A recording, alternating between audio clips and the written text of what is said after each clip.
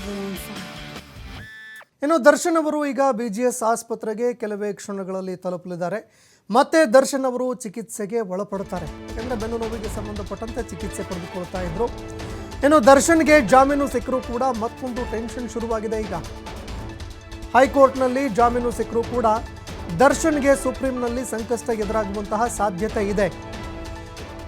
ಹೈಕೋರ್ಟ್ನಲ್ಲಿ ಜಾಮೀನು ನೀಡಿರುವಂತಹ ಆದೇಶವನ್ನು ಪ್ರಶ್ನಿಸೋದಕ್ಕೆ ಅಂತ ಖಾಕಿ ಪಡೆ ಸಿದ್ಧತೆ ಮಾಡಿಕೊಳ್ತಾ ಇದೆ. ಪ್ರಮುಖ ಆರೋಪಿಗಳ ಒಂದು ಬಿಡುಗಡೆ ಆಗಿರೋದ್ರಿಂದಾಗಿ ಜಾಮೀನು ಸಿಕ್ಕಿರೋದ್ರಿಂದ ಈ ಬಗ್ಗೆ ಗೃಹ ಇಲಾಖೆಗೆ ಈಗ ಪೊಲೀಸರು ಪತ್ರ ಬರೆದಿದ್ದಾರೆ. ಸರ್ಕಾರದಿಂದ ಅನುಮತಿ ಬಂದ ಬೆನ್ನಲ್ಲೇ ಸುಪ್ರೀಂ ಕೋರ್ಟ್ಗೂ ಕೂಡ ಅರ್ಜಿ ಸಲ್ಲಿಸಲಾಗುತ್ತೆ. ಇನ್ನು ದರ್ಶನ್ ಅವರಿಗೆ ಜಾಮೀನು ಸಿಕ್ಕಿದೆ. ಜಾಮೀನು ಸಿಕ್ಕಿದ್ರೂ ಕೂಡ ಹೈಕೋರ್ಟ್ನಲ್ಲಿ ಸಿಕ್ಕಿರುವಂತಹ ಜಾಮೀನಿಗೆ ಸುಪ್ರೀಂ ಕೋರ್ಟ್ನಲ್ಲಿ ಸಂಕಷ್ಟ ಎದುರಾಗುವ ಸಾಧ್ಯತೆ ಇದೆ. ಹೈಕೋರ್ಟ್ ಜಾಮೀನು ಆದೇಶ ಪ್ರಶ್ನಿಸೋದಕ್ಕೆ ಅಂತ ಖಾಕಿ ಪಡೆ ಸಿದ್ಧತೆ ಮಾಡಿಕೊಳ್ತಾ ಇದೆ. ಇದಕ್ಕೆ ಸಂಬಂಧಪಟ್ಟಂತೆ ಸರ್ಕಾರದ ಅನುಮತಿ ಪಡೆದುಕೊಳ್ಳೋದಕ್ಕೂ ಕೂಡ ಇದೀಗ ಪೊಲೀಸ್ ಅಧಿಕಾರಿಗಳು ಮುಂದಾಗ್ತಾ ಇದ್ದಾರೆ. ಗೃಹ ಸಚಿವಾಲಯ ಆದೇಶ ಕೊಟ್ಟಿದ್ದೇ ಆದರೆ, ಗ್ರೀನ್ ಸಿಗ್ನಲ್ ಕೊಟ್ಟಿದ್ದೇ ಆದರೆ ದರ್ಶನ್ ಅವರಿಗೆ ಮತ್ತೆ ಸಂಕಷ್ಟ ಎದುರಾಗುವಂತಹ ಸಾಧ್ಯತೆ ಇದೆ. ಸುಪ್ರೀಂ ಕೋರ್ಟ್ನಲ್ಲಿ ಈ ಒಂದು ಜಾಮೀನನ್ನು ರದ್ದುಪಡಿಸಬೇಕು ಅಂದರೆ ದರ್ಶನ್ ಅವರು ಪ್ರಮುಖ ಆರೋಪಿಯಾಗಿದ್ದಾರೆ. ಇನ್ನುಳಿದ ಏನು ಪ್ರಮುಖ ಆರೋಪಿಗಳಿದ್ದಾರೆ ಅವರನ್ನು ಕೂಡ ಆದಷ್ಟು ಬೇಗ ಪಡೆದುಕೊಂಡಿರುವಂತಹ ಜಾಮೀನನ್ನು ರದ್ದುಪಡಿಸಬೇಕು ಅನ್ನುವಂತಹ ಒಂದು ಬೇಡಿಕೆ ಇಡುವಂತಹ ಸಾಧ್ಯತೆ ಇದೆ. ಈ ಬಗ್ಗೆ ಮತ್ತಷ್ಟು ಮಾಹಿತಿ ಕೊಡ್ತಾರೆ ಪ್ರತಿನಿಧಿ ಸಂತೋಷ್ ಪಟೇಲ್ ಫೋನ್ ಸಂಪರ್ಕದಲ್ಲಿ ಜಾಯ್ನ್ ಆಗಿದ್ದಾರೆ. ಸಂತೋಷ್ ಪಟೇಲ್, ದರ್ಶನ್ ಅವರು ಈಗಾಗಲೇ ಜಾಮೀನು ಪಡೆದುಕೊಂಡು ಆಸ್ಪತ್ರೆಯಲ್ಲಿ ಮತ್ತೆ ಚಿಕಿತ್ಸೆಗೆ ಒಳಪಡ್ತಾ ಇದ್ದಾರೆ. ಆದರೆ ಈ ನಡುವೆ ಸುಪ್ರೀಂ ಕೋರ್ಟ್ಗೆ ಹೋಗಿದ್ದೇ ಆದರೆ, ಯಾಕಂದರೆ ಸರ್ಜರಿನೇ ಪ್ರಮುಖ ಉದ್ದೇಶ ಆಗಿತ್ತು. ಎರಡು ಪ್ರಮುಖ ಆರೋಪಿಗಳಿಗೆ ಜಾಮೀನು ಸಿಗ್ತಾ ಇದೆ. ಇನ್ನುಳಿದ ಕೆಲವು ಆರೋಪಿಗಳು ಈಗಲೂ ಕೂಡ ಜೈಲಿನಲ್ಲಿ ಇದ್ದಾರೆ. ಇದೇ ವಿಚಾರಗಳು ಸುಪ್ರೀಂ ಕೋರ್ಟ್ನಲ್ಲಿ ದರ್ಶನ್ ಅವರಿಗೆ ಹಿನ್ನಡೆಗೆ ಕಾರಣ ಆಗಬಹುದಾ? ಸುಪ್ರೀಂ ಕೋರ್ಟ್ಗೆ ಯಾವಾಗ ಪೊಲೀಸರು ಅರ್ಜಿ ಸಲ್ಲಿಕೆ ಮಾಡಬಹುದು? ಈ ಬಗ್ಗೆ ಮತ್ತಷ್ಟು ಮಾಹಿತಿ ಕೊಡೋದಾದ್ರೆ. ಸಂತೋಷ್, ಈಗಾಗಲೇ ಏನು ಹೈಕೋರ್ಟ್ ಮುಖಾಂತರ ಆರೋಪಿಗಳು ಜಾಮೀನನ್ನ ಪಡ್ಕೊಂಡಿರುವಂತದ್ದು, ಇನ್ನು ಕೆಲ ಆರೋಪಿಗಳು ಜಾಮೀನನ್ನ ಅರ್ಜಿಯನ್ನ ಸಲ್ಲಿಕೆನ ಈಗ ಮಾಡ್ತಾ ಇರುವಂತದ್ದು. ಅಂದ್ರೆ ಇಡೀ ಪ್ರಕರಣದಲ್ಲಿ ರೇಣುಕಾಸ್ವಾಮಿ ಹತ್ಯೆ ಪ್ರಕರಣ ಏನಿದೆ, ಆ ಪ್ರಕರಣದ ಪ್ರಮುಖ ಆರೋಪಿಗಳೇನಿದ್ದಾರೆ ಆ ಆರೋಪಿಗಳು ಈಗಾಗಲೇ ಜಾಮೀನನ್ನ ಪಡ್ಕೊಂಡಿರುವಂತದ್ದು. ಸೊ ಇದನ್ನ ಪ್ರಶ್ನಿಸಿ ಸುಪ್ರೀಂ ಕೋರ್ಟ್ಗೆ ಹೋಗ್ಲಿಕ್ಕೆ ಈಗಾಗಲೇ ತನಿಖಾಧಿಕಾರಿಗಳ ತಂಡ ಪೊಲೀಸರು ಸಿದ್ಧತೆಯನ್ನ ಮಾಡ್ಕೊಳ್ತಾ ಇರುವಂತದ್ದು ಮತ್ತು ಚಿಂತನೆಯನ್ನ ಮಾಡಿರುವಂತದ್ದು. ಈ ಹಿಂದೆ ಕೂಡ ಇಂಟ್ರೀಮ್ ಬೇಲ್ ಏನು ದರ್ಶನ್ಗೆ ಕೊಡ್ಲಾಗಿತ್ತು, ಇಂಟ್ರೀಮ್ ಬೇಲ್ ಕೊಟ್ಟಂತ ಸಂದರ್ಭದಲ್ಲೂ ಕೂಡ ಅದನ್ನ ಪ್ರಶ್ನಿಸಿ ಹೈಕೋರ್ಟ್ಗೆ ಸುಪ್ರೀಂ ಕೋರ್ಟ್ಗೆ ಇವರು ಅರ್ಜಿಯನ್ನ ಹಾಕಿದ್ರು. ಸರ್ಕಾರದ ಮುಖಾಂತರ ಗೃಹ ಇಲಾಖೆಗೆ ಪತ್ರವನ್ನ ಬರೆದು ಕಾನೂನು ತಜ್ಞರ ಜೊತೆ ಏನು ಸಲಹೆಗಳನ್ನ ಚರ್ಚೆಗಳನ್ನ ನಡೆಸಿದ್ರು. ಅದಾದ ನಂತರ ಇವರು ಪುನಃ ಸುಪ್ರೀಂ ಕೋರ್ಟ್ಗೆ ಅರ್ಜಿಯನ್ನ ಸಲ್ಲಿಕೆಯನ್ನ ಮಾಡಿದ್ರು. ಮಧ್ಯಂತರ ಜಾಮೀನು ಅರ್ಜಿಯನ್ನ ಅವರು ವಜಾ ಮಾಡ್ಬೇಕು ಅಂತ ಹೇಳಿ ಮನವಿಯನ್ನ ಮಾಡ್ಕೊಂಡಿದ್ರು. ಈಗ ರೆಗ್ಯುಲರ್ ಬೇಲ್ ಸಿಕ್ಕಿರುವ ಹಿನ್ನೆಲೆಯಲ್ಲಿ ಈ ಪುನಃ ಏನು ಆರೋಪಿಗಳು ಇನ್ನೂ ಪ್ರಕರಣಕ್ಕೆ ಸಂಬಂಧಪಟ್ಟ ಹಾಗೆ ಆರ್ಗ್ಯುಮೆಂಟ್ ಕೂಡ ಶುರುವಾಗಿಲ್ಲ, ಟ್ರಯಲ್ ಕೂಡ ಶುರುವಾಗಿಲ್ಲ. ಅದರ ಮೊದಲೇ ಪ್ರಮುಖ ಆರೋಪಿಗಳು ಜಾಮೀನನ್ನ ಪಡ್ಕೊಂಡಿರುವಂತದ್ದು. ಈ ಕಾರಣಕ್ಕಾಗಿ ಈ ಜಾಮೀನನ್ನ ರದ್ದು ಮಾಡಬೇಕು ಅಂತ ಕೋರಿ ಮತ್ತೆ ಅದಕ್ಕೆ ಪೂರಕವಾದ ಸಾಕ್ಷ್ಯಾಧಾರಗಳು ಇದಾವೆ. ಆರೋಪಿಗಳು ಇಡೀ ಪ್ರಕರಣದಲ್ಲಿ ಭಾಗಿಯಾಗಿರುವಂತದ್ದು, ಅವರ ಪಾತ್ರದ ಬಗ್ಗೆ ಇರುವಂತಹ ಎಲ್ಲಾ ಸಾಕ್ಷ್ಯಾಧಾರಗಳು ಕೂಡ ನಮ್ಮ ಹತ್ರ ನಿಖರವಾಗಿದೆ. ಹೀಗಾಗಿ ಸುಪ್ರೀಂ ಕೋರ್ಟ್ಗೆ ಹೋಗಿ ಅಲ್ಲಿ ಅರ್ಜಿಯನ್ನ ಸಲ್ಲಿಕೆಯನ್ನ ಮಾಡುವ ಮುಖಾಂತರ ಈಗಾಗಲೇ ಹೈಕೋರ್ಟ್ ನಲ್ಲಿ ಏನು ಜಾಮೀನನ್ನ ಪಡ್ಕೊಂಡಿದ್ರ ಆರೋಪಿಗಳು ಆ ಆದೇಶಕ್ಕೆ ತಡೆಯನ್ನ ನೀಡಬೇಕು ಅಂತೇಳಿ ಮನವಿ ಮಾಡ್ಲಿಕ್ಕೆ ಬೇಕಾಗಿರುವ ಸಿದ್ಧತೆಯನ್ನ ಮಾಡ್ಕೊಂಡಿದ್ದಾರೆ. ಇದಕ್ಕೆ ಸಂಬಂಧಪಟ್ಟ ಹಾಗೆ ಈಗಾಗಲೇ ಗೃಹ ಇಲಾಖೆಗೂ ಕೂಡ ಪೊಲೀಸರು ಪತ್ರವನ್ನ ಬರೆದಿದ್ದಾರೆ ಅನ್ನೋ ಮಾಹಿತಿಗಳು ಕೂಡ ಲಭ್ಯವಾಗ್ತಾ ಇರುವಂತದ್ದು. ಗೃಹ ಇಲಾಖೆಯಲ್ಲೂ ಕೂಡ ಕಾನೂನು ತಜ್ಞರ ಜೊತೆ ಚರ್ಚೆಯನ್ನ ಮಾಡಿ ಗೃಹ ಇಲಾಖೆ ಏನಾದ್ರು ಸುಪ್ರೀಂ ಕೋರ್ಟ್ಗೆ ಅರ್ಜಿಯನ್ನ ಸಲ್ಲಿಕೆಯನ್ನ ಮಾಡ್ಲಿಕ್ಕೆ ಗ್ರೀನ್ ಸಿಗ್ನಲ್ ಅನ್ನ ಕೊಟ್ಟಿದ್ದೇ ಆದಲ್ಲಿ ಪುನಃ ದರ್ಶನ್ ಸೇರಿದಂತೆ ಇತರ ಆರೋಪಿಗಳಿಗೆ ಟೆನ್ಷನ್ ಶುರುವಾಗುವಂತದ್ದು. ಸುಪ್ರೀಂ ಕೋರ್ಟ್ಗೆ ಅರ್ಜಿಯನ್ನ ಸಲ್ಲಿಕೆಯನ್ನ ಮಾಡಿ ಅಲ್ಲಿ ಏನು ಇವರ ಜಾಮೀನು ರೆಗ್ಯುಲರ್ ಬೇಲ್ ಏನ್ ಸಿಕ್ಕಿದೆ ಇದನ್ನ ರದ್ದು ಮಾಡ್ಬೇಕು ಅಂತ ಹೇಳಿ ಮನವಿಯನ್ನ ಮಾಡ್ಲಿಕ್ಕೆ ಮತ್ತು ಅದಕ್ಕೆ ಬೇಕಾಗಿರುವಂತಹ ಅಂದ್ರೆ ಇದುವರೆಗೆ ಕೆಳ ಹಂತದ ನ್ಯಾಯಾಲಯ ಇರ್ಬೋದು, ಹೈಕೋರ್ಟ್ ನಲ್ಲಿ ಆದಂತಹ ಎಡವಟ್ಟುಗಳು ಪೊಲೀಸರಿಂದ ಆಗಬಾರದು, ಆ ರೀತಿಯಾಗಿ ಯಾವ ರೀತಿಯಾಗಿ ಈ ಬೇಕಾಗಿರುವಂತಹ ಎಲ್ಲಾ ತಯಾರಿಯನ್ನು ಕೂಡ ಮಾಡ್ಕೊಳ್ತಾ ಇರುವಂತದ್ದು. ಸುಪ್ರೀಂ ಕೋರ್ಟ್ಗೆ ಹೋಗಿ ಅಲ್ಲಿ ಆರೋಪಿಗಳ ಜಾಮೀನನ್ನ ರದ್ದು ಮಾಡಿದ್ರೆ ಪುನಃ ಆರೋಪಿಗಳನ್ನು ಇವರು ವಶಕ್ಕೆ ಪಡ್ಕೊಂಡು ಜೈಲಿಗೆ ಕಳಿಸುವ ಸಾಧ್ಯತೆಗಳಿರುತ್ತೆ.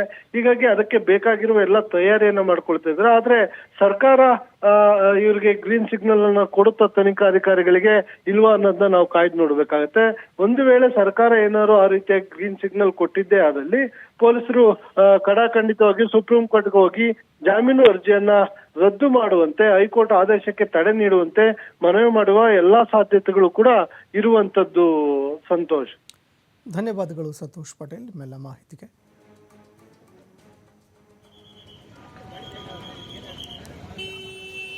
ಇನ್ನು ಸುಪ್ರೀಂ ಕೋರ್ಟ್ಗೆ ಅರ್ಜಿ ಸಲ್ಲಿಸೋದಕ್ಕೆ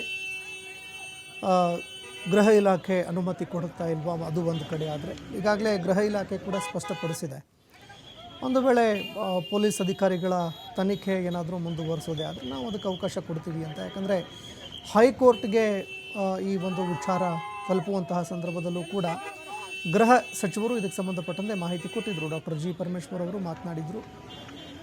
ಈಗ ಸುಪ್ರೀಂ ಕೋರ್ಟ್ಗೂ ಕೂಡ ಹೋಗೋದಕ್ಕೆ ಅನುಮತಿ ಸಿಗುವಂತಹ ಸಾಧ್ಯತೆಗಳು ದಟ್ಟವಾಗಿ ಕಂಡುಬರ್ತಾ ಇದೆ. ಇಲ್ಲಿ ಸುಪ್ರೀಂ ಕೋರ್ಟ್ಗೆ ಏನಾದರೂ ಹೋಗಿದ್ದೇ ಆದರೆ ದರ್ಶನ್ ಅವರಿಗೆ ಕೆಲವು ವಿಚಾರಗಳಲ್ಲಿ ಹಿನ್ನಡೆ ಕೂಡ ಉಂಟಾಗುವ ಸಾಧ್ಯತೆಗಳಿದ್ದಾವೆ. ಒಂದು ಪ್ರಮುಖವಾಗಿ ಈ ಪ್ರಕರಣದಲ್ಲಿ ಯಾರು ಪ್ರಮುಖ ಆರೋಪಿಗಳಿದ್ದಾರೆ ಅವರಿಗೆ ಬೇಲ್ ಸಿಕ್ಕಿದೆ.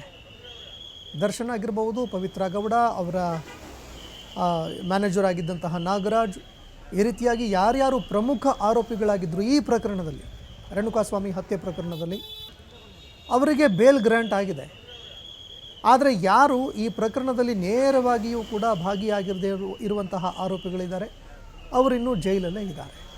ಒಂದು, ಇದರ ಜೊತೆಗೆ ಪ್ರಮುಖ ಆರೋಪಿಗಳೇ ಬಿಡುಗಡೆ ಆಗಿರಬೇಕಾದ್ರೆ ಕೇಸು ಯಾವ ರೀತಿಯಾಗಿ ಸರಿಯಾದಂತಹ ವಿಚಾರಣೆ ಆಗೋದಕ್ಕೆ ಸಾಧ್ಯ, ಅದು ಕೂಡ ಟ್ರಯಲ್ ಕೂಡ ಆರಂಭ ಆಗಿಲ್ಲ. ಇನ್ನೂ ಕೆಲವು ಆರೋಪಿಗಳು ಇದರಲ್ಲಿ ಭಾಗಿನೇ ಆಗಿರದೇ ಇರುವಂಥವ್ರು, ಇದಕ್ಕೂ ಅದಕ್ಕೂ ಸಂಬಂಧ ಇಲ್ಲದೇ ಇರೋರು, ಆ ಪ್ರಕರಣದಲ್ಲಿ ಕೇವಲ ಆ ಮೃತದೇಹವನ್ನು ಬಿಸಾಡೋಕೆ ಹೋದವರು ಅಥವಾ ಮತ್ತೊಂದು ಮಗದೊಂದು ಅಂತ ಸಹಾಯ ಮಾಡಿದವರು ಅವರೆಲ್ಲರೂ ಜೈಲಲ್ಲಿದ್ದಾರೆ. ಆದರೆ ಪ್ರಮುಖ ಆರೋಪಿಗಳು ಹೊರಗಡೆ ಬರೋದಕ್ಕೆ ಕಾರಣ ಏನು, ಅವ್ರಿಗೆ ಬೇಲ್ ಸಿಗೋದಕ್ಕೆ ಕಾರಣ ಏನು ಅನ್ನುವಂತಹ ಪ್ರಶ್ನೆ ಒಂದು ಕಡೆ. ಮತ್ತೊಂದೆಡೆ ದರ್ಶನ್ ಅವರು ಬೆನ್ನು ನೋವಿಗೆ ಸಂಬಂಧಪಟ್ಟಂತೆ ಚಿಕಿತ್ಸೆ ಪಡೆದುಕೊಳ್ಳೋದಕ್ಕೆ ಅಂತ ಹೈಕೋರ್ಟ್ನಿಂದ ಮಧ್ಯಂತರ ಜಾಮೀನು ಪಡೆದುಕೊಂಡಿದ್ದರು. ಇದೇ ಕಾರಣವನ್ನು ಪ್ರಮುಖವಾಗಿ ಇಟ್ಕೊಂಡು ಅವರ ಪರ ವಕೀಲರು ವಾದ ಮಂಡನೆ ಕೂಡ ಮಾಡಿದ್ರು. ಇನ್ನು ಸರ್ಜರಿ ಮಾಡಿಸ್ಕೊಳ್ಳೋದಕ್ಕೆ ಅಂತ 6 ವಾರಗಳ ಕಾಲ ಮಧ್ಯಂತರ ಜಾಮೀನು ಕೂಡ ಹೈಕೋರ್ಟ್ ಕೊಡ್ತು. ದರ್ಶನ್ ಅವರು ಮಧ್ಯಂತರ ಜಾಮೀನಿನ ಮೇಲೆ ಆಚೆ ಬಂದರು. ಇನ್ನು 5-6 ವಾರಗಳು ಕಳೆದರೂ ಕೂಡ ದರ್ಶನ್ ಅವರು ಸರ್ಜರಿಗೆ ಒಳಪಡಲೇ ಇಲ್ಲ. ಯಾಕಂದರೆ 6 ವಾರಗಳ ಒಂದು ಮಧ್ಯಂತರ ಜಾಮೀನು ಸಿಕ್ಕಿತ್ತಲ್ವೇ, ಡಿಸೆಂಬರ್ 13ರವರೆಗೆ, ಅಲ್ಲಿಯವರೆಗೂ ಕೂಡ ಶಸ್ತ್ರಚಿಕಿತ್ಸೆಗೆ ಒಳಪಡಲೇ ಇಲ್ಲ. ಅದಕ್ಕೆ ಕಾರಣ ಏನು, ರೀಸನ್ ಏನಿದೆ ಅದನ್ನು ಕೂಡ ಸ್ಪಷ್ಟಪಡಿಸಬೇಕಾಗತ್ತೆ. ಇನ್ನು ಫಿಸಿಯೋಥೆರಪಿಗೆ ಮಾತ್ರ ಅವರೀಗ ಒಳಪಡ್ತಾ ಇದ್ದಾರೆ. ಈ ವಿಚಾರವೂ ಕೂಡ, ಅಂದರೆ ಸರ್ಜರಿ ವಿಚಾರ ಏನಿದೆ ಅದು ಕೂಡ ಸುಪ್ರೀಂ ಕೋರ್ಟ್ನಲ್ಲಿ ಹಿನ್ನಡೆ ಆದರೂ ಅಚ್ಚರಿ ಪಡಬೇಕಾಗಿಲ್ಲ. ಇನ್ನು ಇದರ ಜೊತೆಗೆ ಈ ಪ್ರಕರಣಕ್ಕೆ ಸಂಬಂಧಪಟ್ಟಂತೆ ಟ್ರಯಲ್ ಆರಂಭ ಆಗಬೇಕಾಗಿತ್ತು, ವಿಚಾರಣೆ ಆರಂಭ ಆಗಬೇಕಾಗಿತ್ತು.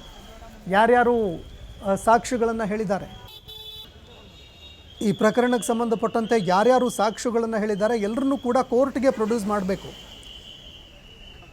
ಯಾಕಂದರೆ ಈವರೆಗೆ ಎಲ್ಲವೂ ಕೂಡ ಚಾರ್ಜ್ ಶೀಟ್ನಲ್ಲಿ, ಅಂದರೆ ಆರೋಪ ಪಟ್ಟಿಯನ್ನು ಸಲ್ಲಿಕೆಯಾಗಿದೆ, ಆ ಆರೋಪ ಪಟ್ಟಿಯಲ್ಲಿ ಎಲ್ಲವೂ ಕೂಡ ದಾಖಲಾಗಿರುವಂಥದ್ದೀಗ. ಇನ್ನು BGS ಆಸ್ಪತ್ರೆ ಬಳಿಯಲ್ಲಿ ಬಿಗಿ ಪೊಲೀಸ್ ಬಂದೋಬಸ್ತ್ ಕೈಗೊಳ್ಳಲಾಗಿದೆ.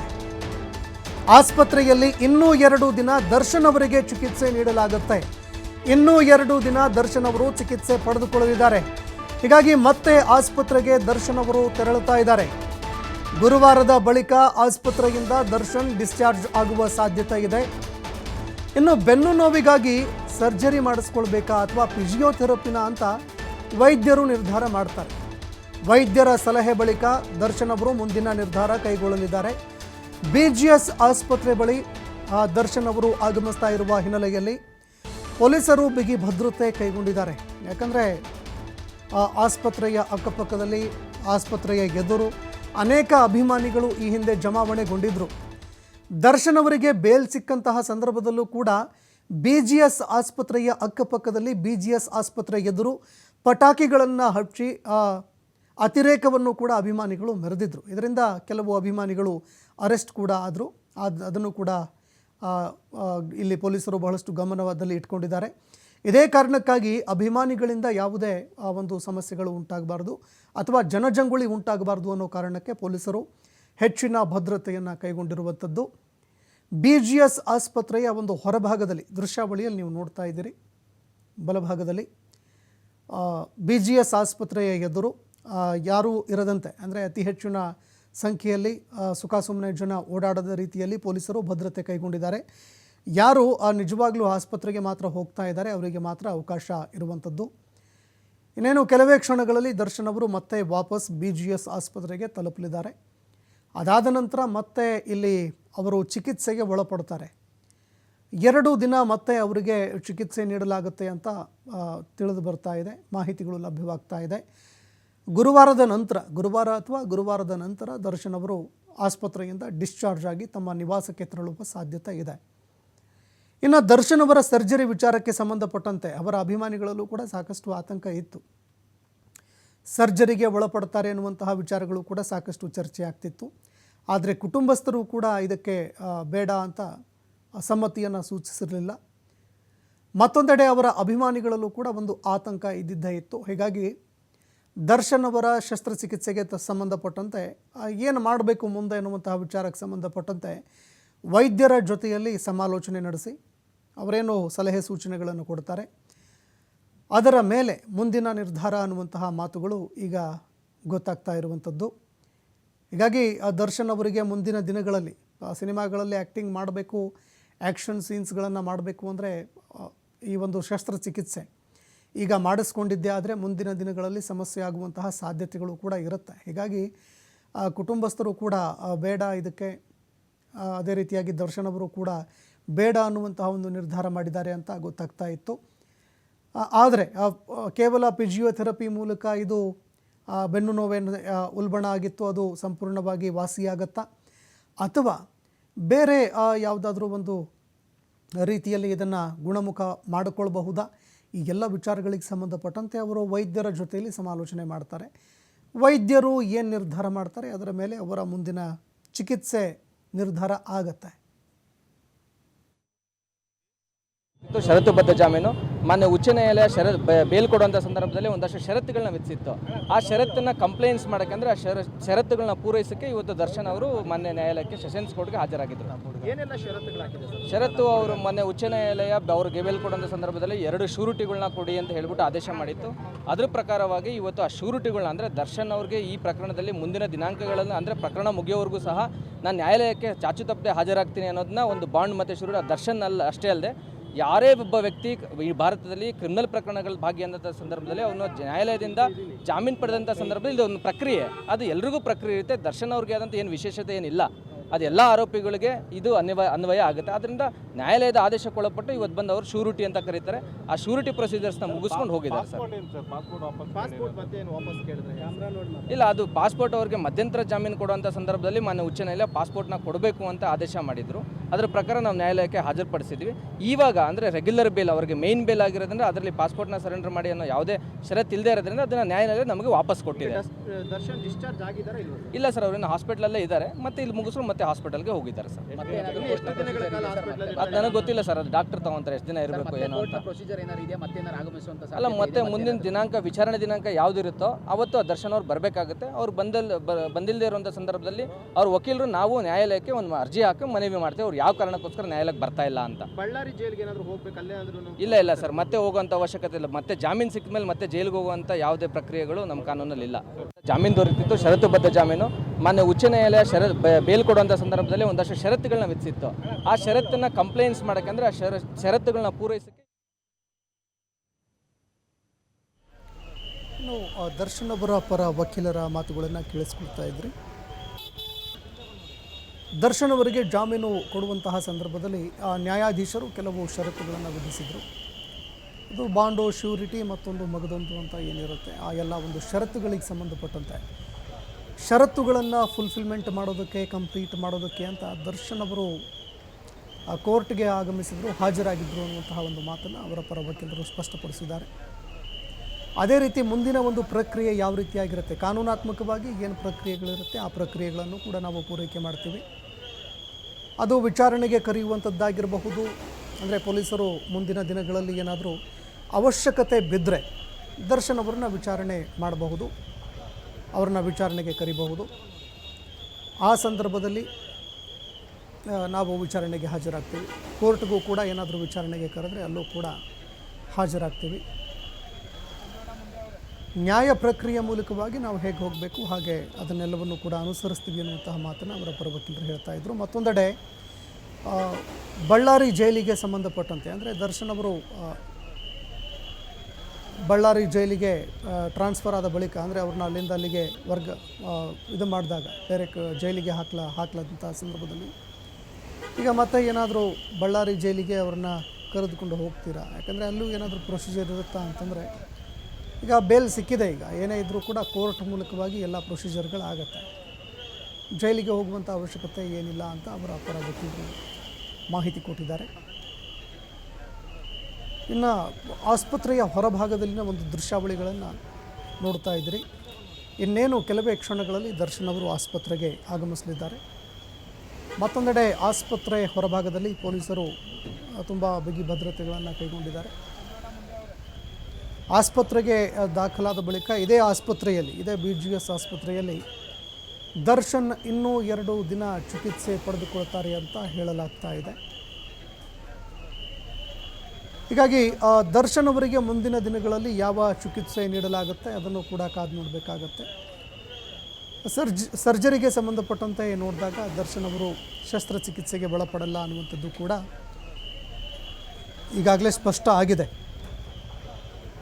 ಮುಂದಿನ ಕಾನೂನು ಪ್ರಕ್ರಿಯೆಗಳು ಏನೇ ಇದ್ದರೂ ಕೂಡ ಈ ಪ್ರಕರಣಕ್ಕೆ ಸಂಬಂಧಪಟ್ಟಂತೆ ವಿಚಾರಣೆ ಆರಂಭ ಆಗಬೇಕು. ಅಂದರೆ ರೇಣುಕಾಸ್ವಾಮಿ ಹತ್ಯೆ ಪ್ರಕರಣಕ್ಕೆ ಸಂಬಂಧಪಟ್ಟಂತೆ ಸಾಕ್ಷ್ಯಾಧಾರಗಳು, ಆ ಸಾಕ್ಷ್ಯಾಧಾರಗಳ ಹೇಳಿಕೆಗಳನ್ನು ಕೋರ್ಟ್ನಲ್ಲಿ ಪ್ರೊಡ್ಯೂಸ್ ಮಾಡಬೇಕಾಗತ್ತೆ. ನ್ಯಾಯಾಲಯ ಎಲ್ಲವನ್ನೂ ಕೂಡ ವಿಸ್ತೃತವಾಗಿ ಗಮನಿಸುತ್ತೆ.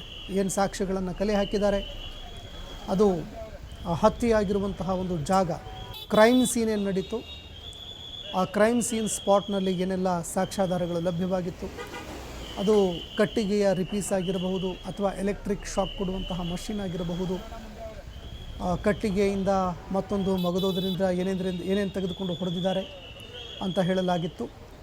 ಆ ಎಲ್ಲ ಪರಿಕರಗಳನ್ನು ಏನು ಕಲೆಕ್ಟ್ ಮಾಡಿದ್ರು ಅದು, ಅದೇ ರೀತಿ ಫಿಂಗರ್ ಪ್ರಿಂಟ್ ಮ್ಯಾಚಿಂಗ್ ಆಗಿರಬಹುದು. ಮತ್ತೊಂದೆಡೆ ಆ ಒಂದು ಸ್ಪಾಟ್ನಲ್ಲಿ ಸಿಕ್ಕಿದ್ದಂತಹ ಶೂಗಳ ಒಂದು ಅಚ್ಚು ಆಗಿರಬಹುದು, ಅಂದರೆ ಶೂಗಳ ಫುಟ್ ಪ್ರಿಂಟ್ ಆಗಿರಬಹುದು. ಕೆಲವು ಬ್ಲಡ್ ಸ್ಯಾಂಪಲ್ಗಳನ್ನು ಕೂಡ ಶೇಖರಣೆ ಮಾಡಿದರು. DNA ಕೂಡ ಪರೀಕ್ಷೆಗೆ ಒಳಪಡಿಸಿದ್ರು. DNA ಟೆಸ್ಟ್ ಕೂಡ ಮಾಡಲಾಗಿತ್ತು. ರಕ್ತದ ಒಂದು ಮಾದರಿಗಳನ್ನು ಪಡೆದುಕೊಂಡು ಅದನ್ನು ಕೂಡ ಪರೀಕ್ಷೆಗೆ ಒಳಪಡಿಸಲಾಗಿತ್ತು. ಹೀಗಾಗಿ ಏನೇನೆಲ್ಲ ಸಾಕ್ಷ್ಯಾಧಾರಗಳನ್ನು ಕಲೆ ಹಾಕಿದ್ದಾರೆ ಅದೆಲ್ಲವನ್ನೂ ಕೂಡ ಕೋರ್ಟ್ಗೆ ಪ್ರೊಡ್ಯೂಸ್ ಮಾಡಬೇಕಾಗತ್ತೆ.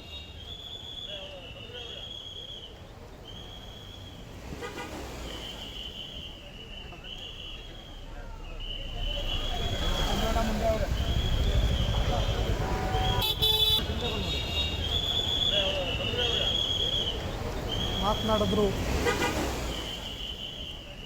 ಆ ಒಂದು ಕಾಲ್ ರೆಕಾರ್ಡ್ಸ್ ಡಂಪ್ ಆಗಿರಬಹುದು, ಕಾಲ್ ಲಿಸ್ಟ್ ಆಗಿರಬಹುದು, ಮತ್ತೊಂದೆಡೆ ಅವರ ಲೊಕೇಶನ್ಗಳು, ಟವರ್ ಲೊಕೇಶನ್ಸ್ ಡಂಪ್ ಏನಿತ್ತು ಆ ಟವರ್ ಲೊಕೇಶನ್ಸ್ಗಳು, ಮೊಬೈಲ್ನಲ್ಲಿ ಸಿಕ್ಕಿರುವಂತಹ ಕೆಲವು ಫೋಟೋಗಳು, ಅಂದರೆ ರೇಣುಕಾಸ್ವಾಮಿ ಮೇಲೆ ಹಲ್ಲೆ ಮಾಡಬೇಕಾದ್ರೆ ಆತನ ಫೋಟೋಗಳನ್ನು ಏನು ತೆಗೆದುಕೊಳ್ಳಲಾಗಿತ್ತು ಆ ಫೋಟೋಗಳನ್ನು ಕೂಡ ರಿಟ್ರೀವ್ ಮಾಡುವಲ್ಲಿ ಪೊಲೀಸ್ ಅಧಿಕಾರಿಗಳು ಯಶಸ್ವಿಯಾಗಿದ್ದರು.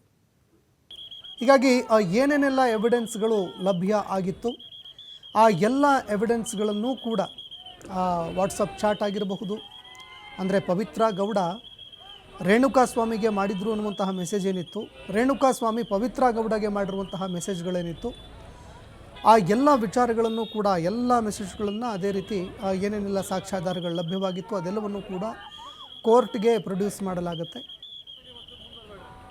ಕೋರ್ಟ್ನಲ್ಲಿ ಒಂದು ವಿಚಾರಣೆ ಕೂಡ ನಡೆಯುತ್ತೆ. ಆ ವಿಚಾರಣೆಯಲ್ಲಿ ಏನೆಲ್ಲ ವಿಚಾರಗಳು, ಏನೆಲ್ಲ ಸತ್ಯಗಳು ಬೆಳಕಿಗೆ ಬರುತ್ತೆ ಅನ್ನುವಂಥದ್ದನ್ನು ಕಾದು ನೋಡಬೇಕಾಗತ್ತೆ. ಈ ಹತ್ಯೆಗೆ ಸಂಬಂಧಪಟ್ಟಂತೆ ದರ್ಶನ್ ಅವರು ಇದರಲ್ಲಿ ಭಾಗಿಯಾಗಿದ್ದಾರೆ ಅನ್ನುವಂಥದ್ದನ್ನು ಸಾಕ್ಷ್ಯಾಧಾರಗಳನ್ನು ಮುಂದೆ ಇಟ್ಟು ಅದನ್ನು ಪ್ರೂವ್ ಮಾಡಬೇಕಾಗತ್ತೆ ಕೋರ್ಟ್ನಲ್ಲಿ. ಅದಾದ ನಂತರ ತೀರ್ಪು ಯಾವಾಗ ಹೊರಬೀಳುತ್ತೆ ಆಗ ಈ ಪ್ರಕರಣದಲ್ಲಿ ದರ್ಶನ್ ಅವರಿಗೆ ಶಿಕ್ಷೆ ಸಜೆ ಮತ್ತೊಂದು ಮಗದೊಂದು ಇನ್ನುಳಿದ ಆರೋಪಿಗಳಿಗೆ ಶಿಕ್ಷೆ ಸಜೆ ಎಲ್ಲವೂ ಕೂಡ ಆಗುತ್ತೆ.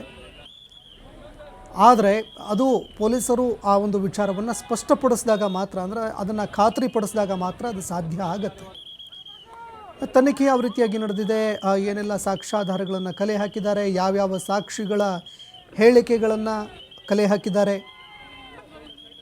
ಈ ಪ್ರಕರಣದಲ್ಲಿ ಅದು ಮುಖ್ಯವಾಗಿ ಮ್ಯಾಂಡೇಟ್ ಆಗುತ್ತೆ. ಹೀಗಾಗಿ ಅದೆಲ್ಲವೂ ಕೂಡ ದರ್ಶನ್ ಅವರ ಮುಂದಿನ ಒಂದು ಸಿನಿಮಾ ರಂಗದಲ್ಲಿನ ಭವಿಷ್ಯ ಅದೆಲ್ಲವೂ ಕೂಡ ನಿರ್ಧಾರ ಆಗುವಂಥದ್ದು. ಫೈನಲ್ ಡಿಸಿಷನ್ ಏನು ಬರುತ್ತೆ, ಫೈನಲ್ ತೀರ್ಪು, ಅದರಲ್ಲಿ ಎಲ್ಲವೂ ಕೂಡ ಗೊತ್ತಾಗುತ್ತೆ. ದರ್ಶನ್ ಅವರ ಭಾಗವಹಿಸುವಿಕೆ ಯಾವ ರೀತಿಯಾಗಿತ್ತು ಈ ಕೊಲೆ ಪ್ರಕರಣದಲ್ಲಿ, ಅಥವಾ ಇನ್ನುಳಿದ ಆರೋಪಿಗಳೇನಿದ್ದಾರೆ ಅವರ ಪಾತ್ರ ಏನು, ಇದೆಲ್ಲವೂ ಕೂಡ ಫೈನಲಿ ಜಡ್ಜ್ಮೆಂಟ್ ಯಾವಾಗ ಬರುತ್ತೆ ಅದರಲ್ಲಿ ಎಲ್ಲವೂ ಕೂಡ ಇರುತ್ತೆ.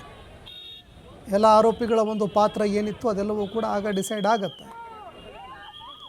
ಆದರೆ ಸದ್ಯಕ್ಕೆ ಜೈಲಿನಿಂದ ಹೊರಬರೋದಕ್ಕೆ ದರ್ಶನ್ ಅವರು ಸಾಕಷ್ಟು ಒದ್ದಾಡಿದ್ದಾರೆ. 6 ತಿಂಗಳಿಂದ ಅವರು ಜೈಲಲ್ಲೇ ಕಳೆಯಬೇಕಾಗಿ ಬಂತು. ಇನ್ನುಳಿದ ಆರೋಪಿಗಳು ಕೂಡ ಮತ್ತೊಂದೆಡೆ ಬಿಡುಗಡೆ ಆಗ್ತಾ ಇದ್ದಾರೆ, ಏನೋ ಬೇಲ್ ಸಿಕ್ತು ಅಂತ ನಿರಾಳರಾಗಿದ್ದಾರೆ. ಇನ್ನೂ ಕೆಲವರು ಈಗ ಬೇಲ್ಗಾಗಿ ಅರ್ಜಿ ಸಲ್ಲಿಕೆ ಮಾಡ್ತಾ ಇದ್ದಾರೆ. ಹೀಗಾಗಿ ಅವರ ಬೇಲ್ ಭವಿಷ್ಯ ಏನಾಗುತ್ತಪ್ಪ ಅನ್ನುವಂತಹ ಪ್ರಶ್ನೆ ಮತ್ತೊಂದೆಡೆ. ಯಾಕಂದರೆ ಅನೇಕರು ತುಂಬ ಬಡ ಕುಟುಂಬದವರು ಕೂಡ ಇದರಲ್ಲಿದ್ದಾರೆ. ವಕೀಲರಿಗೆ ಫೀಸ್ ಕೊಡೋದಕ್ಕಾಗದಂತಹ ಒಂದು ಪರಿಸ್ಥಿತಿ ಇರೋರು ಕೂಡ ಅನೇಕರಿದ್ದಾರೆ. ಹೀಗಾಗಿ ಅವರ ಜಾಮೀನು ಭವಿಷ್ಯ ಏನಾಗುತ್ತೆ ಅದನ್ನು ನಾವು ಕಾದು ನೋಡಬೇಕಾಗತ್ತೆ. ಸದ್ಯಕ್ಕೆ ಪ್ರಮುಖ ಆರೋಪಿಗಳು ಬಿಡುಗಡೆ ಆಗ್ತಾ ಇದ್ದಾರೆ. ಆದರೆ ಮುಂದಿನ ದಿನಗಳಲ್ಲಿ ಇದೇ ಒಂದು ವಿಚಾರ ಸುಪ್ರೀಂ ಕೋರ್ಟ್ನಲ್ಲಿ ಹಿನ್ನಡೆಗೆ ಕಾರಣ ಕೂಡ ಆಗಬಹುದು. ಯಾಕಂದರೆ ಕೋರ್ಟ್ ಎಲ್ಲವನ್ನೂ ಕೂಡ ಗಮನಿಸುತ್ತೆ. ಯಾರು ಈ ಪ್ರಕರಣದಲ್ಲಿ ಸಣ್ಣ ಪುಟ್ಟ ಆರೋಪಿಗಳು ಭಾಗಿಯಾಗಿದ್ದಾರೆ ಅವರಿಗೆ ನೀವು ಬೇಲ್ ಕೊಟ್ಟಿಲ್ಲ, ಪ್ರಮುಖ ಆರೋಪಿಗಳಿಗೆ ಹೇಗೆ ಬೇಲ್ ಸಿಕ್ತು, ಆ ಒಂದು ವಿಚಾರ ಚರ್ಚೆಗೆ ಬರುತ್ತೆ, ಆ ಒಂದು ವಿಚಾರ ಪ್ರಸ್ತಾಪ ಆಗತ್ತೆ. ಆದರೆ ಅದು ಸುಪ್ರೀಂ ಕೋರ್ಟ್ಗೆ ಪೊಲೀಸರು ಅರ್ಜಿ ಸಲ್ಲಿಕೆ ಮಾಡಿದಾಗ ಮಾತ್ರ. ಇಲ್ಲದೆ ಹೋದರೆ ಇಲ್ಲೇ ದರ್ಶನ್ ಅವರು ನಿರಾಳರಾಗ್ತಾರೆ. ಗೃಹ ಇಲಾಖೆ ಏನು ನಿರ್ಧಾರ ಮಾಡುತ್ತೆ ಅನ್ನುವಂಥದ್ದನ್ನು ಕೂಡ ಕಾದು ನೋಡಬೇಕಾಗತ್ತೆ. ಗೃಹ ಇಲಾಖೆ ಅನುಮತಿ ಕೊಟ್ಟಾಗ ಮಾತ್ರ ಸುಪ್ರೀಂ ಕೋರ್ಟ್ಗೆ ಹೋಗೋದಕ್ಕೆ ಅಂತ ಒಂದು ಅವಕಾಶ ಲಭ್ಯವಾಗುತ್ತೆ. ಹೀಗಾಗಿ ಮುಂದಿನ ದಿನಗಳಲ್ಲಿ ಅವರು ಜಾಮೀನಿನ ಮೇಲೆ ಹೊರಗಿರ್ತಾರಾ ಅಥವಾ ಒಳಗಿರ್ತಾರಾ ಅನ್ನುವಂಥದ್ದು ಗೃಹ ಇಲಾಖೆ ಹಾಗೂ ಪೊಲೀಸ್ ಅಧಿಕಾರಿಗಳು SPP ಅವರು ಕೂಡ ಯಾವ ರೀತಿಯಾಗಿ ವಾದ ಮಂಡನೆ ಮಾಡ್ತಾರೆ ಅನ್ನುವಂಥದ್ದು ಮೇಲೆ ಎಲ್ಲವೂ ಕೂಡ ನಿರ್ಧಾರ ಆಗುತ್ತೆ. ಇದೀಗ ಸದ್ಯಕ್ಕೆ ದರ್ಶನ್ ಅವರು ಆಸ್ಪತ್ರೆಯಲ್ಲೇ 2 ದಿನಗಳವರೆಗೆ ಅವರು ಚಿಕಿತ್ಸೆಗೆ ಒಳಪಡ್ತಾರೆ. ಅಲ್ಲೇ ಚಿಕಿತ್ಸೆಯನ್ನು ಪಡೆದುಕೊಂಡು ಬೆನ್ನು ನೋವಿಗೆ ಸಂಬಂಧಪಟ್ಟಂತೆ ಶಸ್ತ್ರಚಿಕಿತ್ಸೆಗೆ ಒಳಪಡಬೇಕಾ ಅಥವಾ ಬೇಡವಾ, ಶಸ್ತ್ರಚಿಕಿತ್ಸೆ ಬೇಡ ಅಂತಂದರೂ ಕೂಡ ಯಾವ ಚಿಕಿತ್ಸೆಗೆ ಒಳಪಡಬೇಕು, ಬೆನ್ನು ನೋವಿಗೆ ಸಂಪೂರ್ಣವಾಗಿ ಪರಿಹಾರ ಯಾವಾಗ, ಈ ಎಲ್ಲ ವಿಚಾರಗಳಿಗೆ ಸಂಬಂಧಪಟ್ಟಂತೆ ವೈದ್ಯರ ಜೊತೆಯಲ್ಲಿ ಚರ್ಚೆ ಮಾಡಿ ಮುಂದಿನ ತೀರ್ಮಾನವನ್ನು ಅವರು ಕೈಗೊಳ್ಳುತ್ತಾರೆ ಅಂತ ಮಾಹಿತಿಗಳು ಲಭ್ಯವಾಗ್ತಾ ಇದೆ. ಇನ್ನು ಇವತ್ತೇ ಡಿಸ್ಚಾರ್ಜ್ ಆಗುವಂತಹ ಸಾಧ್ಯತೆ ಕೂಡ ಇದೆ ಅನ್ನುವಂತಹ ಮಾತುಗಳು ಸಾಕಷ್ಟು ಕೇಳಿಬಂತು. ದರ್ಶನ್ ಅವರು ಇವತ್ತೇ ಡಿಸ್ಚಾರ್ಜ್ ಆಗ್ತಾರೆ, ಇವತ್ತೇ ಅವರು ಹೊರಗಡೆ ಬರ್ತಾರೆ ಎನ್ನುವಂತಹ ಮಾತುಗಳು ಕೂಡ ಇತ್ತು. ಆದರೆ ದರ್ಶನ್ ಮತ್ತೆ 2 ದಿನ ಚಿಕಿತ್ಸೆಗೆ ಒಳಪಡ್ತಾರೆ, ಮತ್ತೆ 2 ದಿನ ಆಸ್ಪತ್ರೆಯಲ್ಲೇ ಅವರು ಇರ್ತಾರೆ ಅನ್ನುವಂಥದ್ದು ಗೊತ್ತಾಗ್ತಾ ಇದೆ. ಗುರುವಾರ ಅಥವಾ ಗುರುವಾರದ ನಂತರ ದರ್ಶನ್ ಅವರು ಆಸ್ಪತ್ರೆಯಿಂದ ಡಿಸ್ಚಾರ್ಜ್ ಆಗಿ ತಮ್ಮ ನಿವಾಸಕ್ಕೆ ತೆರಳುತ್ತಾರೆ. ಮತ್ತೊಂದೆಡೆ ಈಗ ಆಸ್ಪತ್ರೆ ಎದುರು ಸಾಕಷ್ಟು ಬಿಗಿ ಭದ್ರತೆಯನ್ನು ಕೂಡ ಕೈಗೊಂಡಿರುವಂಥದ್ದು. ಯಾಕಂದರೆ ದರ್ಶನ್ ಅವರ ಅಭಿಮಾನಿಗಳು ಅಪಾರ ಸಂಖ್ಯೆಯಲ್ಲಿ ಜಮಾವಣೆಯಾಗುವಂತಹ ಸಾಧ್ಯತೆ ಕೂಡ ಇದೆ. ಅದೇ ರೀತಿ ಸಾರ್ವಜನಿಕರಿಗೂ ಕೂಡ ರಸ್ತೆಗಳಲ್ಲಿ ಸಾಕಷ್ಟು ಸಮಸ್ಯೆಗಳು ಉಂಟಾಗುವಂತಹ ಸಾಧ್ಯತೆಗಳು ಕೂಡ ಇರುತ್ತೆ. ಟ್ರಾಫಿಕ್ ಜಾಮು ಮತ್ತೊಂದು ಮಗದೊಂದು ಅಂತ ಸಮಸ್ಯೆಗಳು ಎದುರಾಗುವ ಸಾಧ್ಯತೆ. ಹೀಗಾಗಿ ಯಾರೊಬ್ಬರು ಕೂಡ ಆಸ್ಪತ್ರೆ ಎದುರು ಬಂದು ಜಮಾವಣೆಗೊಳ್ಳದ ರೀತಿಯಲ್ಲಿ ಪೊಲೀಸರು ವ್ಯವಸ್ಥೆಯನ್ನು ಮಾಡ್ತಾ ಇರುವಂಥದ್ದು.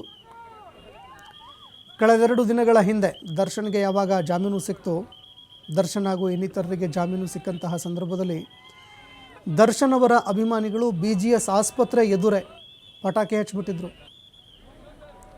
ಇನ್ನು ಪಟಾಕಿ ಹಚ್ಚಿದ್ದಕ್ಕೆ ಪೊಲೀಸರು ಕೂಡ ಬಂದರು, ಅಟ್ಟಾಡಿಸ್ಕೊಂಡು ದರ್ಶನ್ ಅವರ ಅಭಿಮಾನಿಗಳನ್ನು ಅರೆಸ್ಟ್ ಮಾಡಿದ್ರು, ಪ್ರಕರಣ ಕೂಡ ದಾಖಲಿಸ್ಕೊಂಡ್ರು. ಹೀಗಾಗಿ ಈ ಬಾರಿ ಯಾವುದೇ ರೀತಿಯಾದಂತಹ ಅನಾಹುತಗಳು ಸಂಭವಿಸಬಾರ್ದು.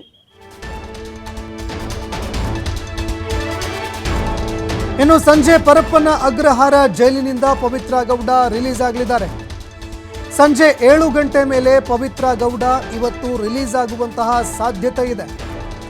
ಈಗಾಗಲೇ ಸೆಷನ್ಸ್ ಕೋರ್ಟ್ನಲ್ಲಿ ಜಾಮೀನು ಪ್ರಕ್ರಿಯೆ ಸಂಪೂರ್ಣವಾಗಿ ಮುಕ್ತಾಯ ಆಗಿದೆ. ಕೋರ್ಟ್ ಆದೇಶ ಪ್ರತಿ ತಲುಪ್ತಾ ಇದ್ದಂತೆ ಇವತ್ತು ರಿಲೀಸ್ ಆಗಲಿದ್ದಾರೆ. ಸಂಜೆ ಪರಪ್ಪನ ಅಗ್ರಹಾರ ಜೈಲಿನಿಂದ ಪವಿತ್ರ ಗೌಡ ರಿಲೀಸ್ ಆಗಲಿದ್ದಾರೆ. ಸಂಜೆ 7 ಗಂಟೆ ಮೇಲೆ ಪವಿತ್ರ ಗೌಡ ಇವತ್ತು ರಿಲೀಸ್ ಆಗುವಂತಹ ಸಾಧ್ಯತೆ ಇದೆ. ಈಗಾಗಲೇ ಸೆಷನ್ಸ್ ಕೋರ್ಟ್ನಲ್ಲಿ ಜಾಮೀನು ಪ್ರಕ್ರಿಯೆ ಮುಕ್ತಾಯ ಆಗಿದೆ. ಏನೇನೆಲ್ಲ ಒಂದು ಶ್ಯೂರಿಟಿಗಳನ್ನು ಕೊಡಬೇಕಾಗಿತ್ತು, ಬಾಂಡ್ಗಳನ್ನು ಕೊಡಬೇಕಾಗಿತ್ತು, ಏನು ಷರತ್ತುಗಳನ್ನು ವಿಧಿಸಿದ್ರು, ಆ ಷರತ್ತುಗಳನ್ನು ಕೂಡ ಅವರು ಫುಲ್ಫಿಲ್ಮೆಂಟ್ ಮಾಡಿದ್ದಾರೆ, ಅದನ್ನು ಕೂಡ ಪೂರ್ಣಗೊಳಿಸಿದ್ದಾರೆ ಅಂತ ಗೊತ್ತಾಗ್ತಾ ಇದೆ. ಮತ್ತೊಂದೆಡೆ ಆದೇಶದ ಪ್ರತಿ ಏನಿದೆ ಅದು ಕೂಡ ಜೈಲಾಧಿಕಾರಿಗಳ ಕೈಗೆ ಸೇರಬೇಕಾಗಿತ್ತು. ಪವಿತ್ರ ಗೌಡ ಹಾಗೂ ಇನ್ನಿತರ ಆರೋಪಿಗಳೇನಿದ್ದಾರೆ 6 ಜನ ಆರೋಪಿಗಳು, ಅವರಿಗೆ ಬೇಲ್ ಸಿಕ್ಕಿರುವಂತಹ ವಿಚಾರಕ್ಕೆ ಸಂಬಂಧಪಟ್ಟಂತೆ ಆದೇಶ ಪ್ರತಿ ಜೈಲಾಧಿಕಾರಿಗಳ ಕೈ ಸೇರಲಿದೆ. ಇನ್ನು ಜೈಲಾಧಿಕಾರಿಗಳ ಕೈ ಸೇರಿದ ನಂತರ ಆರೋಪಿಗಳು ಜೈಲಿನಿಂದ ಬಿಡುಗಡೆ ಆಗ್ತಾರೆ. ಪವಿತ್ರ ಗೌಡ ಈಗ ಜೈಲಿನಿಂದ ಬಿಡುಗಡೆ ಆಗುವಂತಹ ಸಾಧ್ಯತೆ ಇದೆ. ಸಾಯಂಕಾಲ 7 ಗಂಟೆಯ ಒಳಗೆ 7 ಗಂಟೆಗೆ ಅವರು ಜೈಲಿನಿಂದ ಆಚೆ ಬರುವಂತಹ ಸಾಧ್ಯತೆ ಇದೆ. ಪರಪ್ಪನ ಅಗ್ರಹಾರ ಜೈಲಿನಿಂದ ಅವರು ಬಿಡುಗಡೆಯಾಗುವಂತಹ ಸಾಧ್ಯತೆ ಇದೆ. ಒಟ್ಟು 7 ಜನರಿಗೆ, ದರ್ಶನ್ ಹಾಗೂ ಪವಿತ್ರ ಗೌಡ ಸೇರಿ ಒಟ್ಟು 7 ಜನ ಆರೋಪಿಗಳಿಗೆ ಬೇಲ್ ಸಿಕ್ಕಿತ್ತು, ಜಾಮೀನು ಮಂಜೂರಾಗಿತ್ತು. ಅದಾದ ನಂತರ